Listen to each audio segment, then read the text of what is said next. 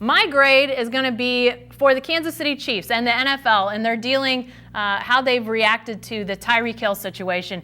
Kansas City Chief wide receiver used to be at Oklahoma State before he was dismissed from the team up in Stillwater, facing issues related to basically child abuse.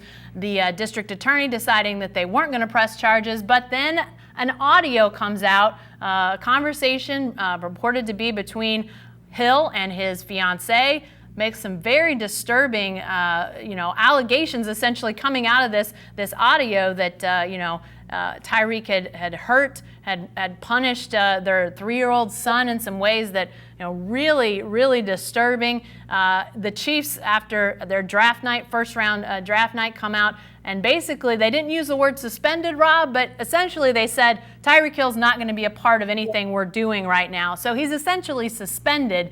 But my grade right now is essentially incomplete. I mean, I think that they've taken, both the Chiefs and the NFL have taken a let's get as much information as we can. It's the off season. They don't have to rush. They can actually gather all of this. But Rob, I got to tell you, some of the stuff that was in that audio, if the Chiefs and the NFL don't take a serious, whether it's multi-year suspension or an outright ban, I think there's going to be a lot of fans that say, wait a second, you're going to let this type of guy stay in the league? I think they're going to have to do something fairly serious with Tyreek Hill.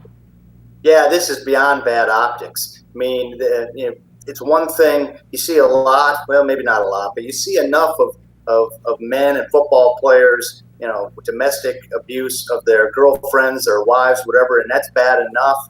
It's horrible. Then you bring child abuse into it with kids, and again, as the allegations are not good, they've got to do something even before the evidence. I think you set him aside, at least until the evidence is gathered, and I got to think they're going to come down pretty hard on him, depending what the evidence turns up, I guess. Yeah, lots probably still to come out about the situation, but it will be interesting as the NFL offseason continues to go.